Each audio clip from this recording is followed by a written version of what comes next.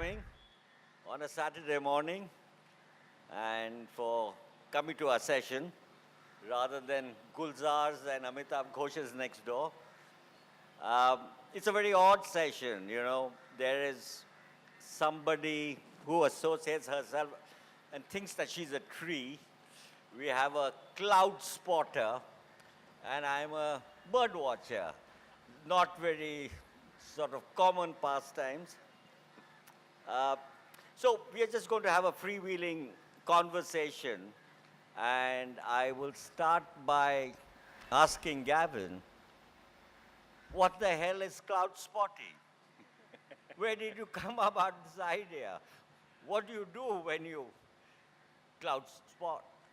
So, well, Bikram, cloud spotting is a frame of mind more than an activity, by which I mean it is being conscious of the sky, being engaged with the sky. Now, that sounds like a fairly basic idea, but actually it's funny how, and we were just talking about this before, when something is there the whole time, like the sky, when it's omnipresent, you become blind to it. And clouds are aspects of our lives. They're the ever-present backdrop to human existence. And as a result, they are hiding in plain sight. So this is particularly the case where I'm from in the UK, because we have so many of them, and there are so many of them there every single day. My understanding is that when it's the monsoon season here, there's no escaping the clouds. They are so monumental that they do catch your attention. So, you know, maybe there's a difference there, but for me, cloud spotting is about being open to this aspect of nature and allowing it to interrupt your day. So we're so focused on the pressures of our lives down here on the ground that it seems almost frivolous to gaze up at the sky. And my argument is to do that for a few minutes each day. To spend a few minutes each day with your head in the clouds helps you keep your feet on the ground. Well, what little I've understood of it, but I mean, is this a scientific, is there science involved in what you do, or is it more philosophical, or? I like to aim at, if you were to imagine a diagram, and on the one side is a circle which has art written in it, and on the other side is a circle which has science written in it. I'm interested in the bit in the middle, which you would label wonder. That is where I think you have understanding and feeling coexisting. So you take a landscape artist, the famous one from the UK, from Britain, John Constable. He said, we only see something truly when we understand it. Or you talk about bird spotting, and you know, by knowing the names of the different birds and the different species, you see them with more of your attention. And if you teach a child to start to learn the different names, they will start to, when they see a bird, it's not just a bird, it's the question of which bird is that. So the same applies to clouds. If you start to learn that these different cloud formations have different names, and we use a Linnaean Latin system like plants and animals, then you become more engaged with the sky. You start to realize, oh, that's a cumulus cloud, that's a cirrus, and these Latin names are based on the way they appear often. So a cumulus is the clumpy, it comes from the Latin for a stack or a heap. A cirrus are the high, beautiful brush strokes across the sky, and those come from the Latin for a lock of hair. And as you learn these names, you begin to pay more attention. So it is a mix of science and art. Sumanna, in Indian literatures, clouds play a big part. I mean, the whole thing about, you know, desire in the hot summer, the sky is like the color of Krishna's throat, Meghdut. You could probably tell us a little bit more about it. Or have I thrown you a googly? Yes, I was thinking of Kalidas actually Yes. as you were speaking. Um, I think there's also something about the clouds in Ritu Samhara. Ritu Samhara. Yes, I can't, as you said, to give a casual answer to that question would be improper. I'm going to think about this Yes. a little more now. Offhand, I won't be able to give you Yeah, an but answer. I mean, it does play a lot of this thing, and particularly in India when it's so hot and the sort of the clouds gather and then it doesn't rain and people are sort of it's a time for love, it's a time for lust, so there's a lot written about it on this thing. So similarly, like in the West, you have like you said, painters and poets and wandering lonely as a cloud. So clouds do have and have had a long association with literature and art. Well, they're the perfect metaphors, really, because of this magical quality of water in the air. It's a magic based on science, which is the ease with which water shifts between the states of solid, liquid, and gas. The only substance that is found in those three states naturally on our planet. And it can change so easily in the conditions of the atmosphere between those states. And one of them's invisible, gas, and two of them are visible, water droplets or ice crystals. So the dance of water in the atmosphere is one of invisibility and visibility. And that makes them amazing metaphors and stimulation for the artistic sides to us. And so to see a cloud form from nothing in the sky is like how we almost think, and especially if it starts to look like something, that feels almost like an idea forming in someone's mind. And the way that clouds pass over us against our, they're out of our control. They're like feelings, they're expressions on the face of the atmosphere which reveal the moods of the atmosphere. And so in this way, they have always been and will always be perfect metaphors for poets and writers and artists. Coming I down think from a novel called Cloud or Clouds was published this year by Chandrahas Chaudhary. Coming down from the clouds down to the ground, Sumana's amazing book which is called How I Became a Tree is possibly the best thing that I've read in the last 2 years. And Thank I you. just want to, get her to explain to us, and particularly to me, the genesis of how this book came about in your mind and the journey that you went through to finish it, and tell them a little bit about the book before we get down to specifics of your book. And stop smiling.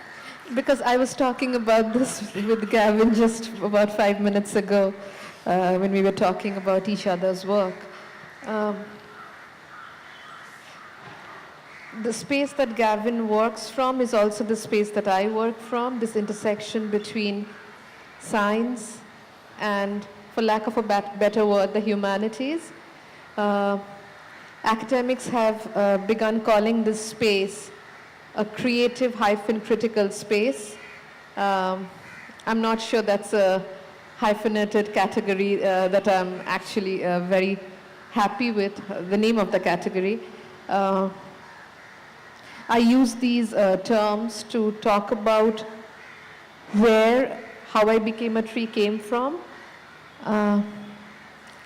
If creative and critical come from different parts of ourselves, I think the intersection of the emotional and the intellectual space is where How I Became a Tree came from. To repeat myself, because I said this to you last year as well and right here, around 2010, 11, things began to happen in my life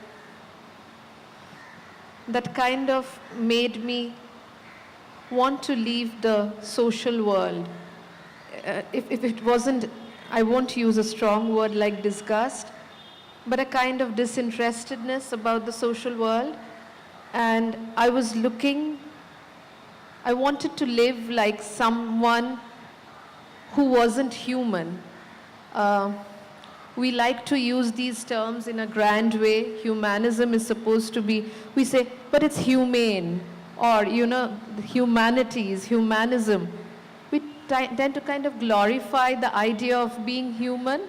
And this is true of whether we are talking about Eastern philosophy or continental philosophy. And I thought it wasn't a great idea to be a human. We haven't done very much, not for ourselves, not for the planet either. So who did I want to live like?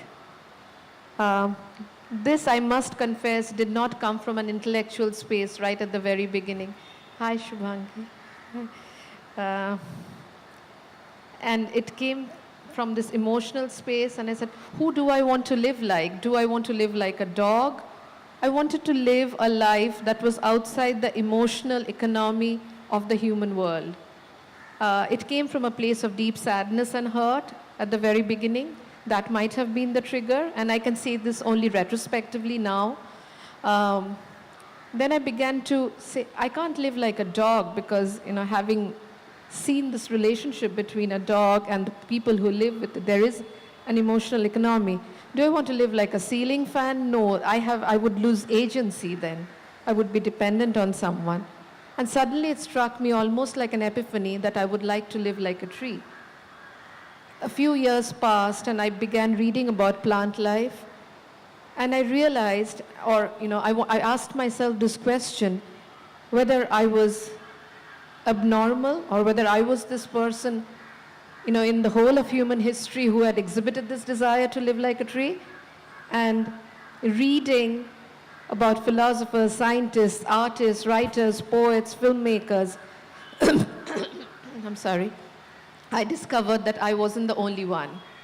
And so I began to look for emotional and intellectual relatives across history, across art, across philosophy. This book is about my discovery of kinship in various spheres and at various points of intersections. Just as Gavin a little while ago, I don't have human children of my own. And while reading about the scientist, Jagadish Chandra Bose, who discovered that plants were living beings, I discovered that he did not have children as well. And then I began reading his research papers and discovered that when he was referring to plant life, particularly to saplings, he was writing about them, even in Bangla, as bacha, as children. Even in his research papers, he's infantilizing them. When he talks about the first leaves that come out from a seed, he calls them daat, teeth. So, and I began to see, because many people had told me that, if you don't have children, you tend to think of plants as your children and things like that. Another example would be Siddhartha, who walked all this distance and then comes to this place which is now called Bodh Gaya, decides to sit under a tree, and somehow we tend to associate enlightenment with this idea of sitting under a tree. How did this come to be? So actually I was looking for relatives. That's how the book came to be. I don't know whether this answers your question. Well, it doesn't, but nonetheless, good try. Would you be kind enough to read a passage? Because I want people to, see it's a very unusual genre. I mean, I've never read anything like that before, so anything at random.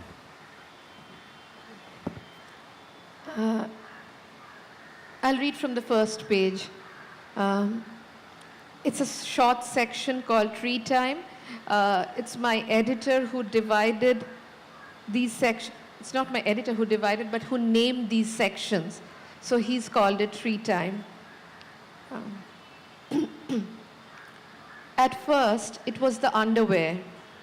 I wanted to become a tree because trees did not wear bras. Then, it had to do with the specter of violence. I loved the way in which trees coped with dark and lonely places, while sunlessness decided curfew hours for me. I liked, too, how trees thrived on things that were still freely available: water, air, and sunlight, and no mortgage in spite of their lifelong occupation of land. My amorphous fancies about trees began to coalesce when I entered middle age and began to weigh the benefits of a freelancer's life against that of a salaried professional. An epiphany wrapped me like a tendril. Were trees freelancers or salaried employees? A tree was a daily wage laborer, its life of work bound to the cycle of sunlight. Holidays, vacations, weekends, the salaried life, pension, loans, all of these were recent inventions, nothing more than consolations offered to employees like myself. So, when I look back at the reasons for my disaffection with being human and my desire to become a tree, I can see that at root lay the feeling that I was being bulldozed by time. As I removed my watch from my wrist and clocks from my walls, I realized that all my flaws, and this I now discover I share with many others, came from my failure to be a good slave to time. I began envying the tree, its disobedience to human time. All around me were estate developers, sending their fleets of workers to construct skyscrapers to tight schedules. The trees they planted in the gated communities annoyed them. They would grow at their natural pace. It was impossible to rush plants, to tell a tree to hurry up. In envy, in admiration, and with ambition, I began to call that pace tree time. Was it this that Salvador Dali wanted to invoke when he placed so many of his melting clocks on trees in his paintings? I was tired of speed. I wanted to live to tree time. This I felt most excruciatingly during examination hall invigilation while keeping guard over the exhausted faces of my students, there having to condense a year into a few hours. The learning acquired at different times of the day and different places cramped into a few hours of writing time. That was how one passed examinations, got degrees and jobs, measured success. A tree did not stay up all night to become a successful examinee the next morning. Plant life, in spite of its various genres of seasonal flowers and fruits, did not, could not do that. One can't tinker with the timing of a yawn. One cannot play with tree time. Should I stop? Thank you. Just a minor question. A year after you wrote this book, you come up with a novel which is in a completely different style of writing. I mean, it's as if it's in slow motion, equally mesmerizing. What's the transition? Did you write the novel just to get away from the idea of this book, or how did that? I mean, they are two completely different subjects that you've. It's just that, you know, what was the shift like? I began writing the novel, which is called Missing, in July 2012 as things described, or which is the, I'm not going to use the word background because we've just been speaking about this, as things that are happening in the novel were happening around me in real time. This was July 2012 when a young girl in Guwahati was molested, and journalists and people around her on the street, instead of helping her, had taken photos and videos of this incident, which had gone quote-unquote viral. Things following this event, and there were floods in Lower Assam, as there are floods in Lower Assam every year, and which doesn't even prick the national consciousness in any way. I live in a small town called Shiliguri, which is a sub-Himalayan town in northern Bengal. At that point of time, a carpenter called Bimolda, who is also called Bimolda in the book, was building a bed for us. And he began to tell me about how Shiliguri's demography, at least he thought so, was changing because of what he thought would be the reputation of a Bengali Hatao movement again. And I began to overhear these conversations that he had with his granddaughter and with his fellow workers. And I was looking at NDTV and CNN IBN, and from text messages from friends who were stuck in railway stations because of this curfew that wouldn't allow them to proceed beyond Alipurduar station. That was my first encounter with what would come to be called fake news. What was happening, as people were telling me, was very different from what was being reported. And I began writing this just to record for myself this disjunction between these reports from people I knew and people who were strangers, journalists, and people on Twitter, for instance. And suddenly one day it struck me that the epics, whether it was Sita or Helen of Troy, they had all come from this one particular question, which is what happens when a wife or the woman goes missing. And so while I was trying to record the events that were happening in Shiliguri and in Lower Assam and also Guwahati, I created 3 characters. The rest of the characters in the book are not imagined, they are real. So I began working on this and was working on this, and it wasn't that I had reached a place where I didn't want to write this anymore, but as I told you, something happened in my emotional life and I kept it away for some time and then wrote this book. By this time, this whole phenomenon of what we now call fake news had aggravated. And I found that the structure I had begun with, which was in my head to record the dissonance between not only the record of these 2 different kinds of events, but also the pace, the tonality of news reports, their speed, and how the most important things, the things that I value in life, the poetic, the beauty of things, the beauty of dailiness, I wanted to create the dissonance between the 2 on a written page as well.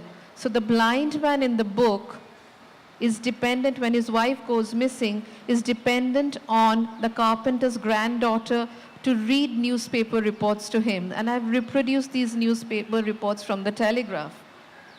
And these are, of course, in a different font to talk about stylistics, but these are juxtaposed with reports of daily events in the household itself, in the house.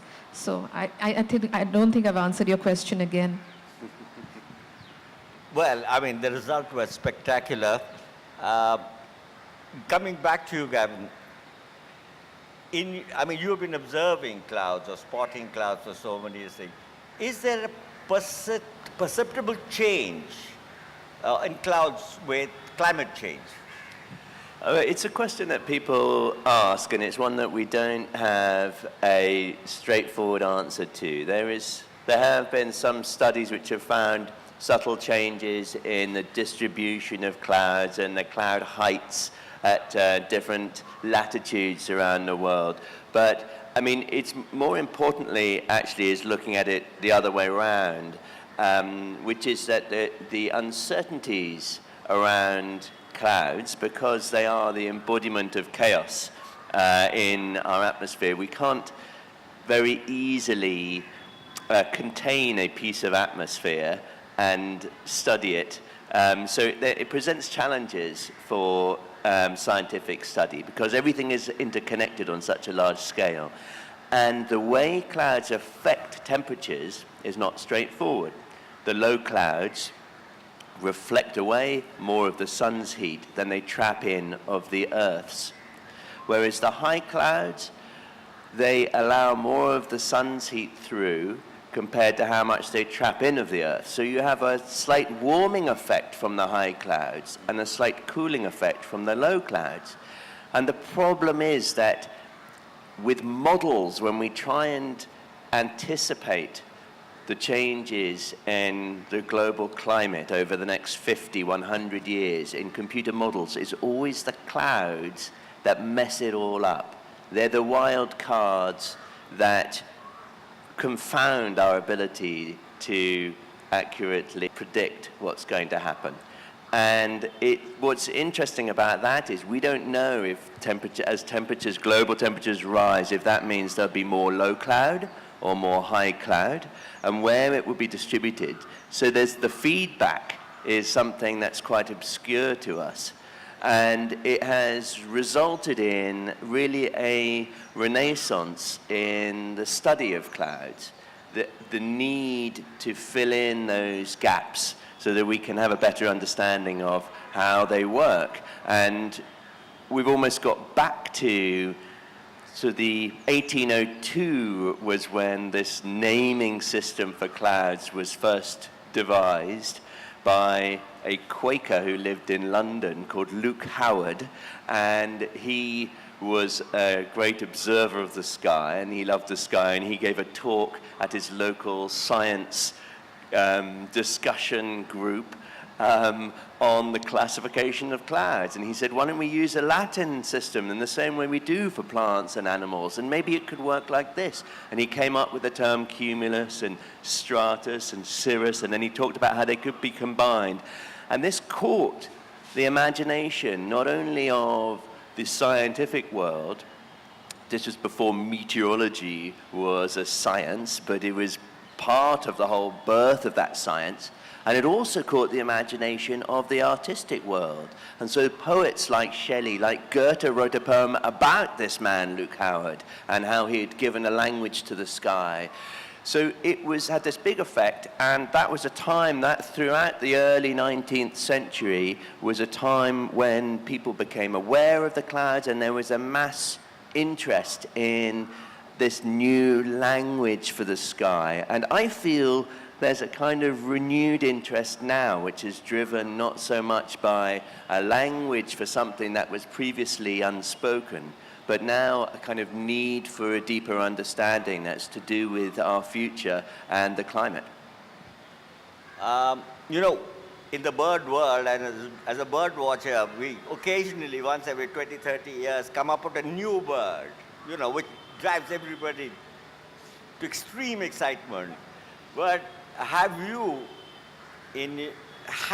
or any of your colleagues discovered a new cloud? Well, yes is the short answer. And in 2008, you see, we get a lot of photographs sent in to us from all around the world, from members of the society and just visitors to the website. And about 2006, I suppose it was, I saw a weird cloud that got sent in. It looked like you were looking at the surface of the sea from below, and it was a really rough, turbulent day. So the waves were contorted and very turbulent and irregular. And I thought, well, that doesn't really, it's quite an unusual cloud. I'm not really sure what the classification would be for it. Didn't really think much more about it, because of course every cloud is unique, and so what if it doesn't fit within our terms. But then, a year later, a cloud came in from Australia. That first one was from the US, from Iowa. Then one came in from Australia, and I went, there's another of those weird ones.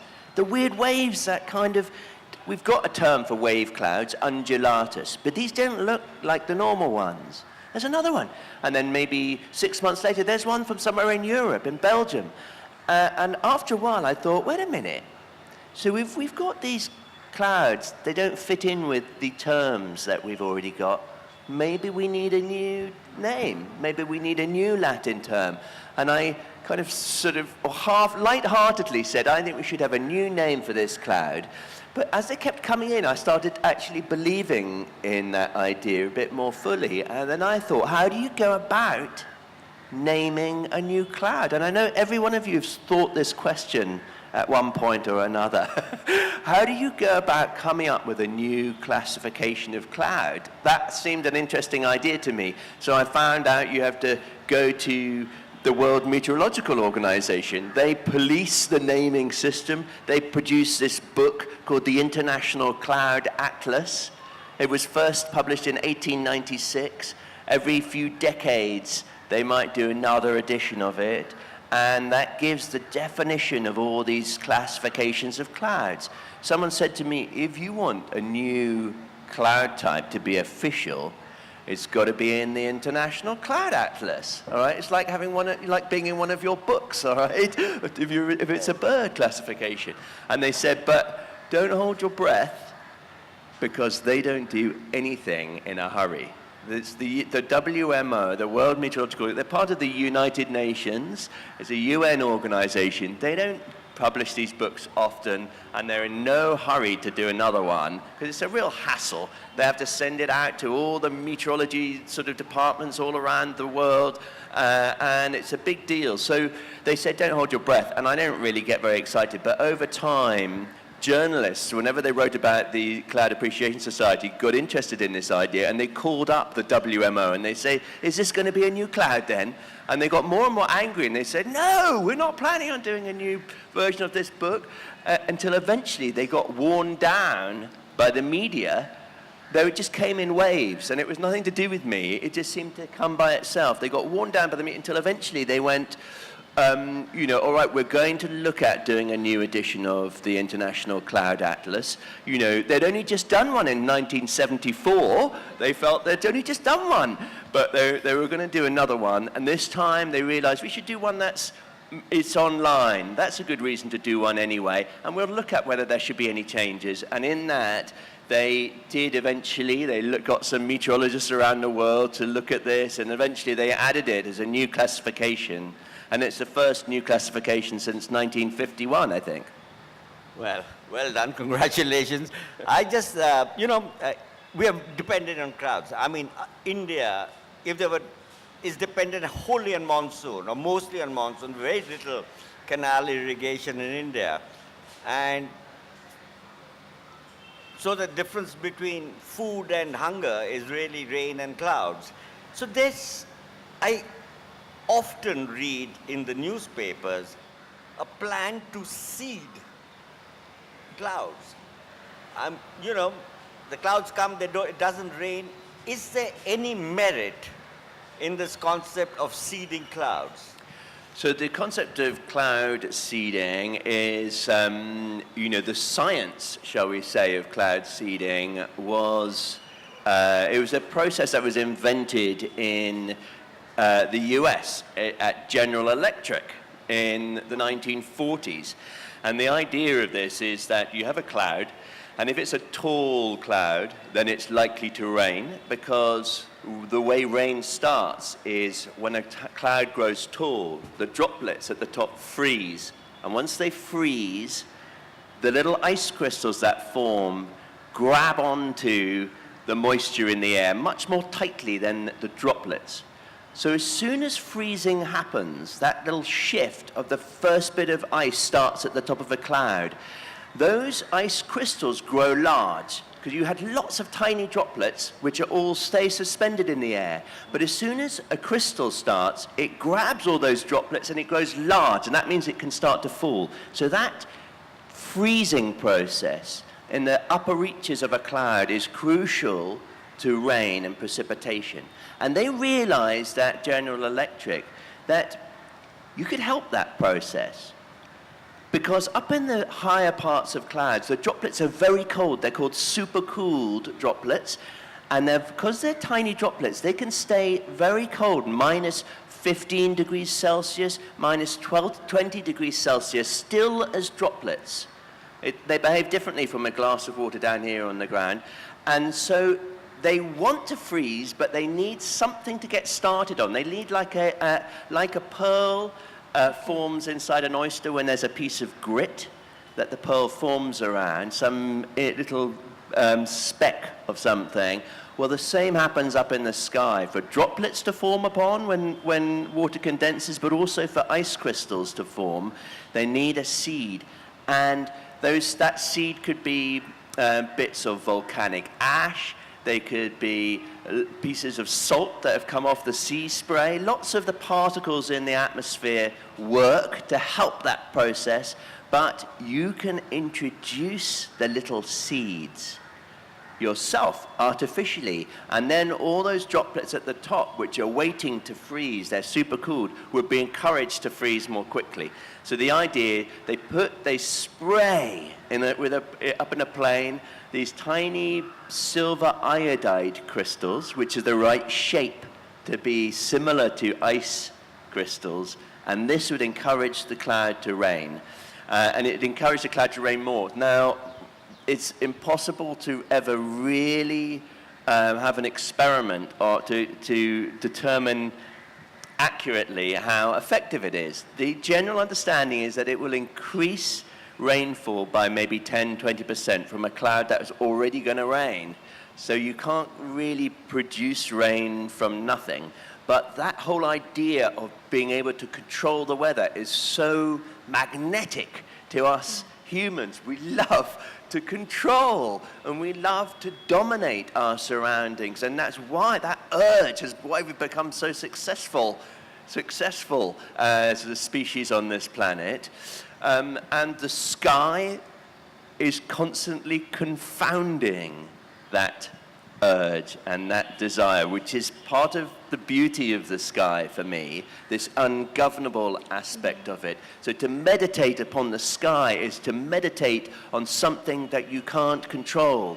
You have to engage with it. That's why I say it's a frame of mind. When something interesting happens in the sky, you have to stop what you're doing and engage with it, rather than say, I'm going to go cloud spotting between 2 and 2:15 this afternoon. See what I mean? So anyway, so cloud seeding came from that, and there's a long history since its invention of a rather checkered history of our efforts to control the weather. Some on the battlefield, which is a particularly depressing way in which we've tried to use cloud seeding to control and to improve chances of winning battles by doing it. You know, it happened in Vietnam. The US tried to control the weather and extend the monsoon season with cloud seeding. Thank you. I think I know more about clouds than I ever did. Bikram, you must tell us what brought you to bird watching. Yeah, because your subject joins the two of ours. Yes. Yes, it You know, does. birds inhabit the trees Yeah. and they fly among the clouds. Yeah. You know, whenever I tell somebody that I'm a bird watcher, they say, are you mad? I got arrested in Delhi about 10 years back because I was using my binoculars on a bridge over the Jamuna River, and the policeman came and arrested me. He thought I was a spy. So I told him that I'm a bird watcher, and you should have seen the look on his face. You know, it was incredible. He said, Pakshi dekh rahe. So anyway, he took me to the cop station for half an hour, and then I had to ring people up, and finally, you know, I grew up in Assam, which is in the northeast, next to the Burmese border, and it was verdant forest. My mother, my maternal side of the family are from there. They were traditionally elephant catchers. And so I used to go to these elephant camps with them, and it was a huge operation, 200, 300 people, cooks, soothsayers, priests, tailors, and of course all the technical pandis, the people who actually caught the elephants. And wherever, we used to wake up at 4 o'clock, partly because the sun rises much fast earlier in the east, but to bird song. And my grandmother, who was also a bird watcher, got a good one actually. And so she used to take me, and those days there were hardly any books. There was Salim Ali's one book, which was very limited in scope, badly produced. But that's all we had. And so I got quite obsessed, and I was having a great time in my life till the age of 5, being completely spoiled as the eldest grandson, till my father, who was a rather difficult man, thought I plucked me out of this paradise and chucked me into this world's worst school. It was a military type school. I spent 10 years in jail. And it was the kind of school where if you read a book, you were a sissy. But if you beat somebody in boxing, you were the hero. So, and can you imagine if I told them I was interested in birds? I was a bird watcher. So my school days, I was a closet bird watcher. It was up in the hills. College was fun. And then, one thing led to the other. And in '84, fed up of the rubbish books, badly produced books, not rubbish books, they were badly produced, badly illustrated, text was excellent. I decided, since I was a publisher and knew something about birds, I'll write a bird book. And with some trepidation, I wrote a bird book, and the entire conservation community, particularly in Bombay, which was where my daughter works with now, BNHS, came down on my head. They says, there is Salim Ali and he's God. And who are you to pretend? You're not even a scientist. And everybody just knocked me senseless. And it took me a couple of years to recover. But the book sold and sold and sold, and it sold 250,000 copies, which is much more than any of the books earlier put together had. So that gave me some kind of confidence. I now watch birds for fun. I've seen most of the birds in India, and a lot of them overseas. The ones I haven't seen, I won't be able to see because that involves a lot of trekking and climbing mountains or swimming and all that kind of thing, which I passed the sell-by date. And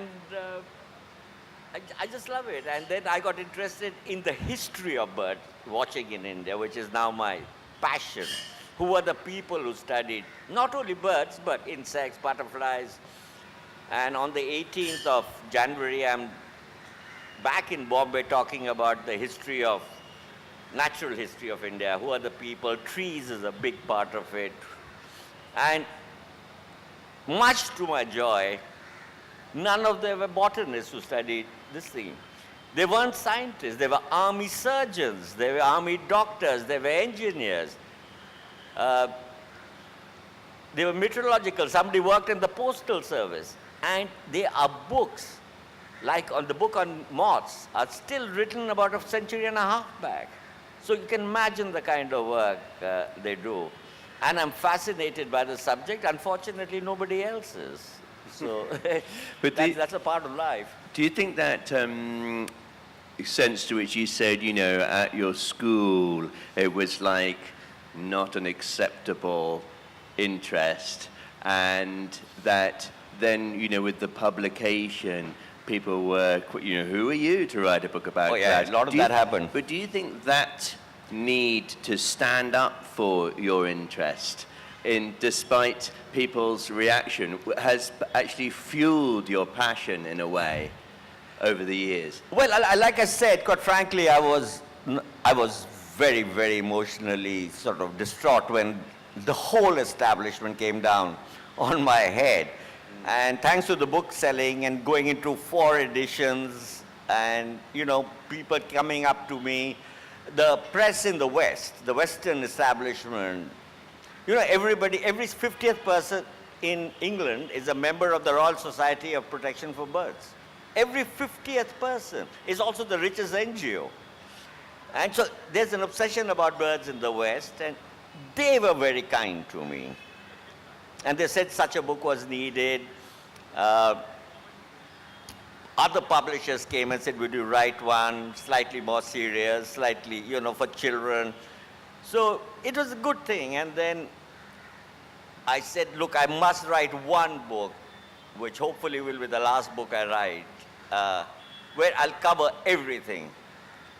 And in the end, it turned out to be 800 pages, 4,500 photographs, and it completely fell between 2 stools because it was too heavy to carry to the field and it wasn't academic enough. Well, it sold 17,000 copies in India alone last year. And it's got, Princeton University has done an American edition, Bloomsbury has done a British edition, there's a Pakistani, Sri Lankan edition. So when we started bird watching, there were a handful of us. If we wanted to go to Bharatpur, which was the best wetlands near us, it was an all-day operation. We'd take a bus to the bus stop. Then we'll take another bus, then get into a tanga or maybe a bullock cart, and by the time you reach Bharatpur, it was the evening. And luckily those days there were no, you could sleep inside, and we would sleep in the temple with a packet of biscuits. There was not even bottled water those days. Today you can get to Bharatpur in 2 hours, and from being 15 bird watchers, we are a 5 million community. I just think it's interesting, this, and I want to ask Samana about this. This idea of being like an amateur or an expert. And maybe when you started, you were an enthusiast. Now you're an expert, No, right? I'm not. I'm still an amateur, happy to be that, because when people ask me awkward questions, what is the size of the left toe of the right foot? I say I'm an amateur, which I am. Well, there's a freedom in being an amateur. Yeah, it isn't is, there? it is. And maybe you found this as you were exploring the idea of plant life, that if you're not an expert, an expert frame of mind is a closed frame of mind. It's rigid. You've got a reputation to defend. You're aware of your peers. You're speaking to your peers. Whereas if you're an amateur, you're coming with the voice of a common person. Yes. And therefore, it's very helpful in explaining a subject. I mean, I didn't come as a meteorologist when I wrote my first cloud book. Right. And that's helpful. And do you agree that there's a freedom in approaching a subject afresh that's different from being an expert? Absolutely. For instance, when I was asked to do this workshop that I have to conduct today, I was petrified because I'm not a botanist. I can't identify most of the plants or trees here. But that hasn't stopped me from loving them. I mean, I don't know the names of most humans in this world, but I do love them, and not in an abstract way. Not knowing someone's, yes, naming is commitment. By remembering someone's name, that we give that person a house in our memory and therefore make this person special or make this thing special. But at the same time, not knowing enough about them does not prevent me from loving them. And I completely agree about the openness. I mean, I don't know anything, and therefore I'm open to everything. One question I wanted to ask Bikram is, since you've studied the history of bird watching in India, have you seen this in terms of gender, as more women coming into this, as it were? Well, I once wrote an article called "The Bird Women of India." I would take only 2 minutes. We must open the floor to the audience. Was the first woman was called Elizabeth Gwynn. She was the wife of the Chief Justice in Madras, and she wrote the first, illustrated the first set of birds, about 230 birds. But there was an amazing lady called Lady Mary Impey, who was the wife of Sir Elijah Impey, who got caught in the Nand Kumar case. He was the Chief Justice of India. And their house in Middleton Row in Calcutta was a veritable menagerie. And that was the time of a school of painting called the Company School, which was an amalgamation of Mughal Kalam and British Western sensibility. So and because the old patrons had left, the Mughals had gone down, and the new patrons were the Dutch, French, English, the colonizers. And she's got the best painters from Patna. Patna was a great center for the Company School art because the opium factories were there, and opium was a big money spinner. And she did commission 3 people, Sheikh Zainuddin and the 2 brothers, Ramlal and Banwari Das, and left behind a huge legacy of paintings.